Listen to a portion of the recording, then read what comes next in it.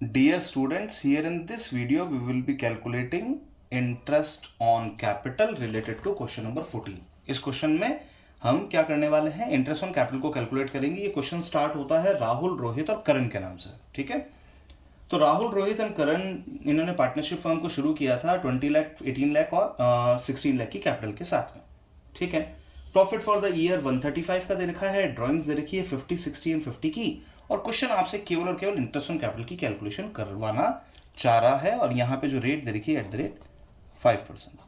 तो हम इस क्वेश्चन में केवल इंटरेस्ट ऑन कैपिटल को तो कैलकुलेट करेंगे ही करेंगे, साथ ही साथ में ये सीखेंगे कि profit and loss appropriation account में इसका क्या इंपैक्ट होगा, किस तरीके से वो बनाया जाएगा। तो पहले कैलकुलेट कर लेते हैं interest on capital. First name Rahul, second Rohit, third name is Karan. Rahul, 20 lakh rupee was the capital, multiply by 5%, 1 lakh. Second one, 18 lakh, multiply by 5%, 90,000. Third one, 16 lakh, multiply by 5%, 80,000.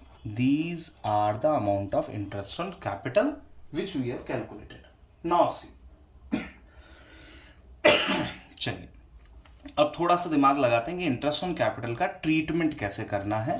दो बातें हम कंसिडर करने वाले हैं। First consideration है हमारा, if interest on capital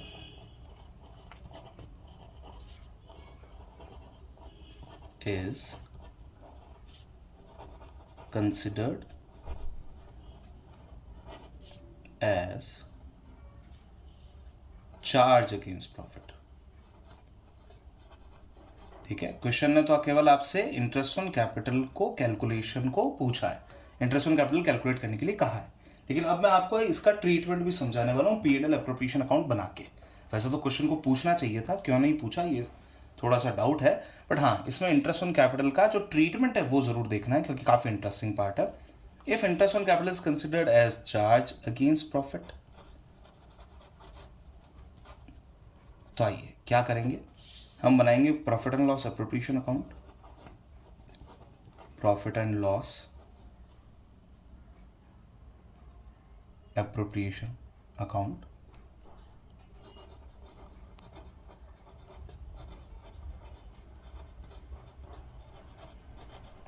कब बना रहे हैं, जब इंटरेस्ट ऑन कैपिटल को चार्ज अगेंस्ट प्रॉफिट माना गया। देखिए, चार्ज अगेंस्ट प्रॉफिट जब माना जाए इंटरेस्ट ऑन कैपिटल को, तो भले ही आपके पास में सफिशिएंट प्रॉफिट हो या नहीं हो, या इन द कंडीशन आपके पास में लॉस हो, आपको इंटरेस्ट ऑन कैपिटल तो पूरा देना ही पड़ेगा, देना ही चाहिए।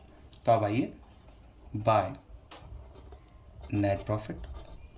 Net profit as given by the question amounts to rupee, दे रखा है यहाँ पे 1,35,000 का, और हम इंटरेस्ट देना चाह रहे हैं 1,90,000 प्लस 80, इट इज 270 का, 270 के आसपास का इंटरेस्ट हम देना चाह रहे हैं। और अगर ये चार्ज अगेंस्ट प्रॉफिट है तो पूरा का पूरा इंटरेस्ट हम देंगे। Interest on capital,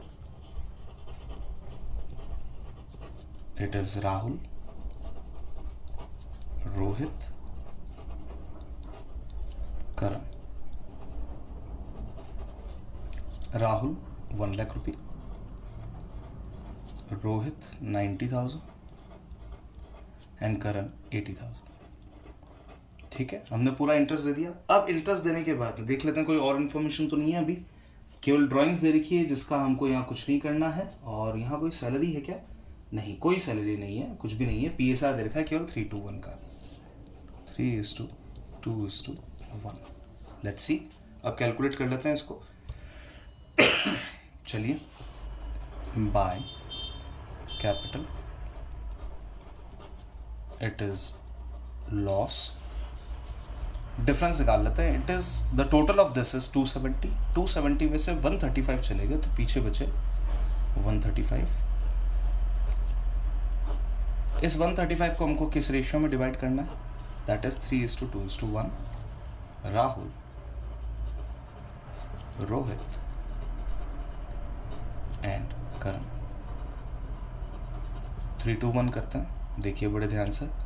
135 divide by 6 कर लीजिए, या तो पहले वो, या फिर एक काम कर सकते हैं 135 मल्टीप्लाई बाय 3/6। 3/6 का मतलब क्या होता है? हाफ होता है, तो इसका हाफ कर लेते हैं। हाफ कितना होगा इसका?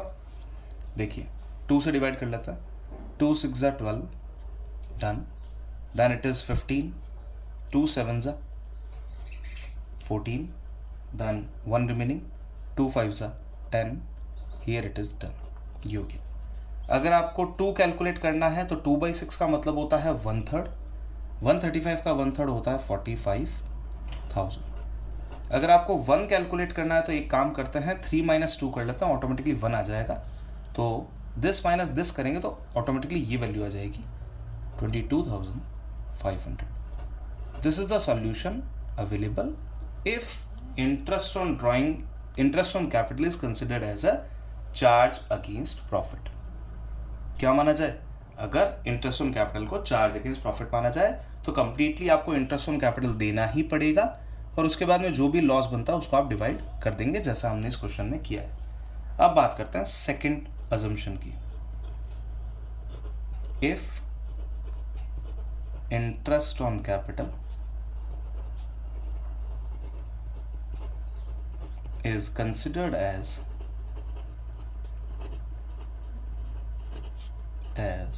an appropriation of profit,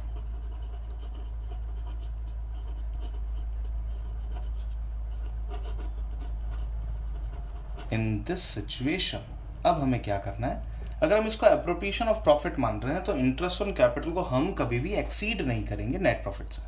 मतलब कितना देंगे? जितना नेट प्रॉफिट होगा उतना ही देंगे। आइए P&L एप्रोप्रिएशन अकाउंट बना लेता हूं।